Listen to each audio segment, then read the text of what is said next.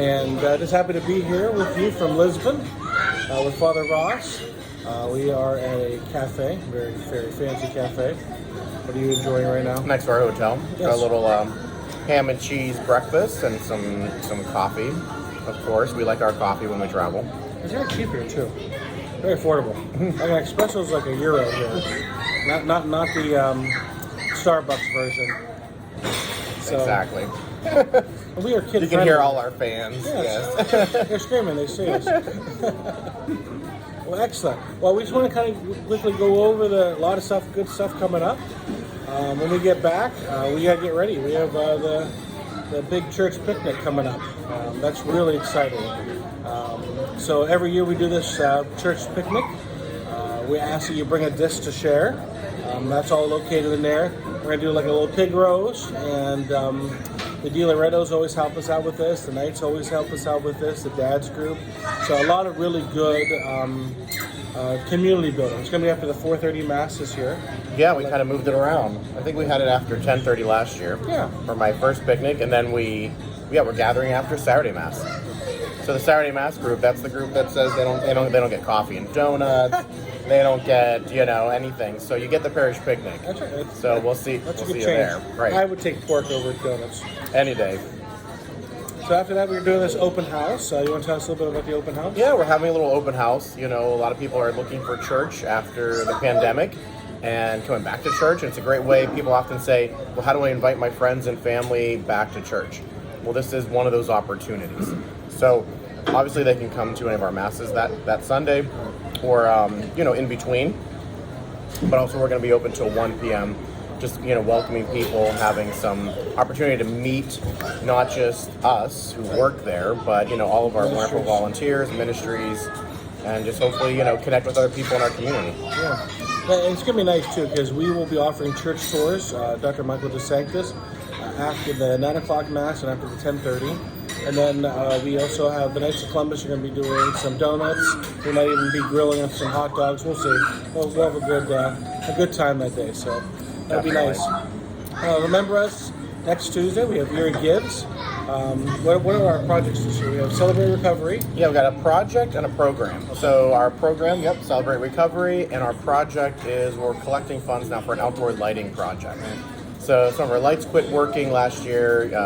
We've had to do some temporary fixes for now, but we're going to be working on that. That's why we cut down some of the trees to begin the process of digging up, part of the land around there to redo the conduit so we can run new electric, out to the courtyard and around that area. So, so that's exciting. I know some people were sad to see the trees go, but it is temporary. We'll plant some things back. Yeah, no one was sad to see the weeds go, though. We pulled up as well. So all that's getting redone. Just takes some time. We are collecting some donations for back-to-school supplies, help out kids in our faith formation program, help out the school. So if you want to drop off, some pencils, some pens, anything like that, we'll make sure it finds a good home. Sarah's kind of leading that, so... we're using those. I know we need to restock, faith formation, like you mentioned, St. Jude School, but I think we're going to donate things to Tracy School as well. And if you know, a child that's in need of school supplies, please, let us know. We'll be happy to help them. We don't want any kid to go back to school feeling like they're behind already. And you remember as a teacher too, you spend a lot of your funds on the kids. A lot of times the kids don't have resources, so... Yes, we're really helping teachers in the process too. Making sure they have all the supplies they need this year. We want it to be a great school year for everybody. So our monthly intention for Pope Francis this month is World Youth Day. And being here in World Youth Day, being here in Lisbon, it's been a great experience. Last night we heard Bishop Barron. The U.S. delegation kind of got together. And it was kind of neat because Bishop Barron was talking about revealing Jesus. Yeah, the whole time. The accompaniment aspect of that, and really it was really neat because it really echoes what we're doing here in the parish, and kind of tying in the international church with what we're doing on a local basis. Yeah, and Bishop Barron not only spoke to us, but he spoke to the French group as well. The France contingency there. But yeah, for us, we had that opportunity to be with Bishop Barron. We had a lot of music And then after Bishop Barron and some readings, kind of entered into a time of adoration and Eucharistic procession out in our park that we were in. So again, just kind of echoing the same theme, right? We're not kind of trying to reveal ourselves, and we reveal ourselves back to God, but God is always trying to reveal God's self to us. So, that's what we're sharing in. I think that's really important. That's become kind of a theme of this World Youth Day. I keep hearing the word reveal. It's been in our readings quite a bit. It's crazy. And a lot of things are kind of coming out. And I thought it was nice too during the Eucharistic procession or the adoration time, they read from the Old Testament, the call of Samuel. Yeah. So a nice, here I am, Lord, right? Send me. Yeah. Good message for all of us. No, it's very, very affirming, and what we're kind of where we're taking the parish, changing our mission statement, all this stuff. So I feel really connected to the church as a whole. So we have the Assumption of the Blessed Virgin Mary on Tuesday, August 15th. So our masses will be 7 a.m., 12:10, and 6:30 p.m. We already have a 6:30 on that Tuesday night, so that ties in nice. So 7 a.m., 12:10, and 6:30 p.m. Yeah, which I think is a little bit of a departure. I think we normally have we've tried some different evening times, so we'll just keep the 6:30. Yeah. But just make sure you pay attention to that time change if you're used to other things. So the question this week is the Roman Rite the only rite in the Catholic Church? I think a lot of people, when they think of Catholicism, they think of the hierarchical, like Roman Rite, where we follow, very orderly, like Pope, bishops, and stuff like that. Can you tell us a little bit about the other rites and like the beauty of them and what we share? Yeah, well, the rites, I mean, they still do follow the Pope and how they have their structure.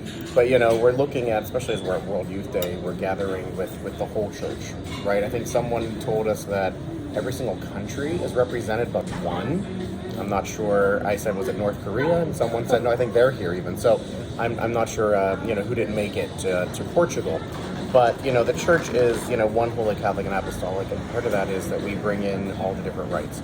And the Roman Rite is just one of them. We have all these other Eastern rites that are very much part of the church, and it was Pope John Paul, Pope St. John Paul II. And, he's the one who said we had to breathe with both lungs, right? The East and the West, right? So we bring all that in. And I know Tim is the one who said someone, was asking this question recently. So if you have a question that you're looking for some answers, feel free to reach out to us, message us, email, call the church, whatever, drop off a pigeon kind of a thing. We'll get your message. But yeah, the church has all these other rites that make up our church. And actually even here, the Pope, not only to our Catholic brothers and sisters, but the Orthodox are represented, and other Christian denominations are here. And reaching out also to our Jewish and Muslim brothers and sisters. So this World Youth Day is very interreligious and very ecumenical. It's a great opportunity for the world to gather. And part of that too is just creating that atmosphere here in Portugal. The town, the city's being transformed by our presence, hopefully in a very positive way.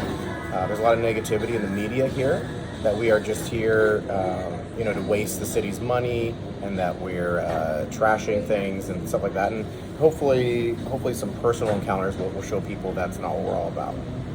Yeah, I mean, honestly, people here have been very, on my end, they've been very welcoming. All the Portuguese people, the locals, I've had some good conversations with. I think at first, it's very intimidating when you have to welcome, 1 to 2 million people into your city of 500,000. That's a big change for them, getting to work, doing their daily.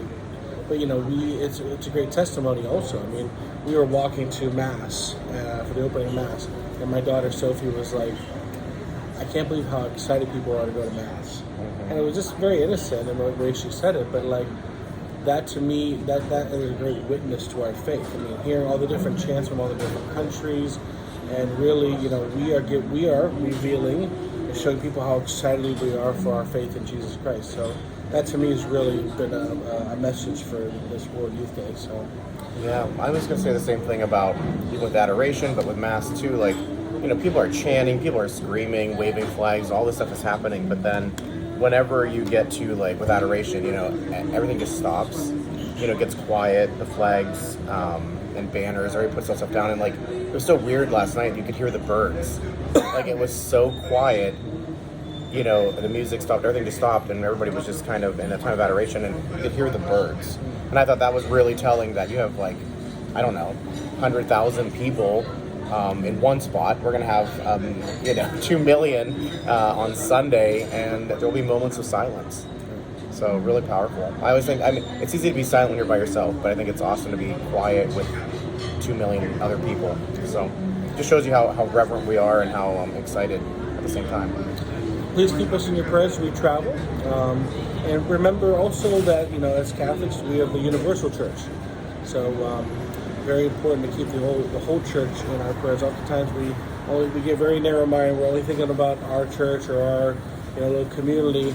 It's much bigger than that. So let's keep that as our prayer as we pray with Pope Francis for World Youth Day and for the Universal Church. If you have any questions, please email us, call us. Tim and Nick are in the office. Sarah's here with us as we kind of travel, and we'll see you guys next week. Yeah, this is Transfiguration, right? Yep. And for us at World Youth Day 2, we've been walking with Mary. So kind of journeying with her when she journeyed to visit her cousin Elizabeth. So we're all on this journey together, and all to be transformed, transfigured, always for better, right? That's right. Amen. Please like and subscribe. God bless you. Bye.